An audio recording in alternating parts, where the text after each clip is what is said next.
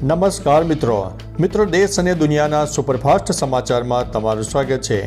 અમદાવાદ મ્યુનિસિપલની 60 કેસમાં હારને લઈને વિજિલન્સ તપાસનો રિપોર્ટ આજે લીગલ કમિટી સમક્ષ રજૂ કરવામાં આવશે।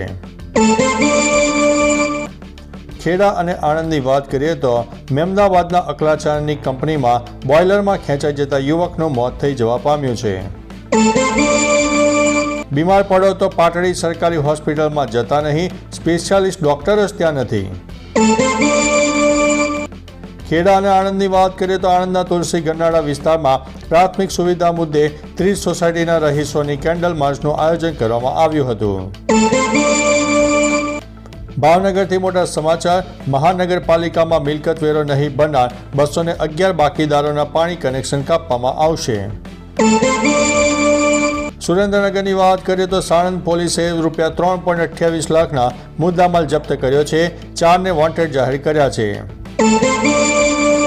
ભાવનગરની વાત કરીએ તો સીપ રિસાયકલિંગ ઉદ્યોગમાં તેજીનો આશાવાદ। ઓક્ટોબર માસમાં અલંગમાં 16 સીપ બીચ થયા છે।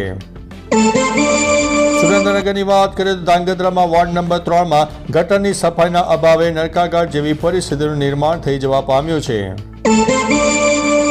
સુરેન્દ્રનગરની વાત કરીએ તો પ્રથમ દિવસે 20 ખેડૂત પાસેથી પ્રતિમણ 1462 લેખે 800 મણથી વધુ મગફળી ખરીદવામાં આવી હતી।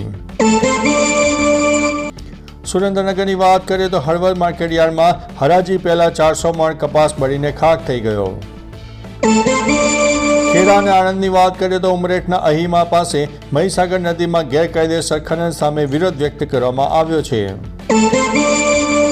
ખેડા અને આણંદની વાત કરીએ તો તારાપુર એપીએમસી ખાતે ડાંગર ભરેલા 210 ટ્રેક્ટર પહોંચી ગયા છે। અમદાવાદની વાત કરીએ તો બ્રાન્ડેડ દારૂની ખાલી બોટલમાં નબળી ગુણવત્તાનો દારૂ વેચતો યુવક ઝડપાઈ જવા પામ્યો છે। રાજકોટની વાત કરીએ તો રાજકોટનું છળકપટ, ટેકામાં 33,900 કાપ મૂકીને 44,000 સહાય અપાશે। રાજકોટની વાત કરીએ તો સોમનાથમાં ગેરકાયદેસર ધાર્મિક દબાણ હટાવતા પોલીસ ઉપર ટોળાનો પથ્થરમારો જોવા મળ્યો છે। સુરતની વાત કરીએ તો અડાજણમાં ટેમ્પો ચાલકે દરવાજો ખોલ્યો, તેમાં બાઇક ભટકાઈ જતા વૃદ્ધાનું મોત થયું છે। અમદાવાદની વાત કરીએ તો ઓઢવમાં ડમ્પરની ટક્કરથી મોપેડ ચાલક યુવકનું મોત થયું છે। એક યુવક ગંભીર રીતે ઘાયલ થયા હોવાના પણ સમાચાર સામે આવ્યા છે। મતદાર યાદી સુધારણા વાસ્તવમાં ચૂંટણી પંચની વોટબંધી છે, તેવું મમતા બેનર્જીએ પોતાના નિવેદનમાં જણાવ્યું છે।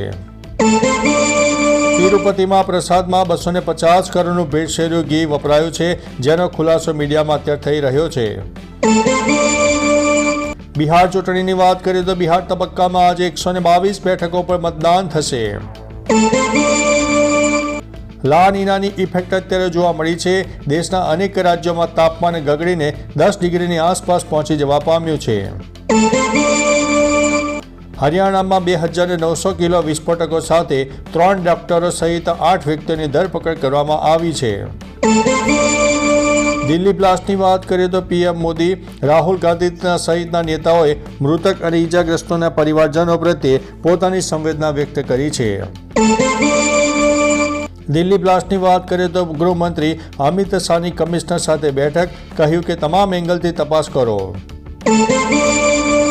તિરુપતિ મંદિરમાં પ્રસાદ કૌભાંડ, 5 વર્ષમાં 68 લાખ કિલો નકલી ઘીના લાડુ ચડતા રહ્યા, કિંમત હતી 250 કરોડ રૂપિયા। મહારાષ્ટ્રમાં ફરીથી ઉથલપાથલ, બીએમસીમાં એકલા હાથે ચૂંટણી લડવાની કોંગ્રેસની જાહેરાત, ઠાકરે અને પવારને મોટો ઝટકો। ફરીદાબાદમાં ડોક્ટરના ઘરેથી એમોનિયમ નાઇટ્રેટ સહિત 360 કિલો વિસ્ફોટક જપ્ત કરવામાં આવ્યું છે।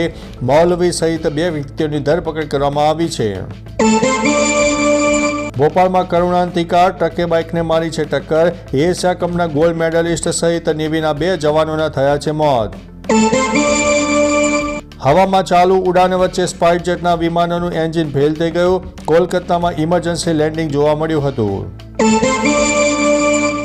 પટણામાં મોટી દુર્ઘટના, મકાનની છત ધરાશાયી, એક જ પરિવારના 5 સભ્યોને કાળ ભરખી ગયો। તો ચાલો મિત્રો, ફરીથી દેશ અને દુનિયાના સુપરફાસ્ટ સમાચાર લઈને મળતા રહીશું। ત્યાં સુધી અમને રજા આપશો। નમસ્તે।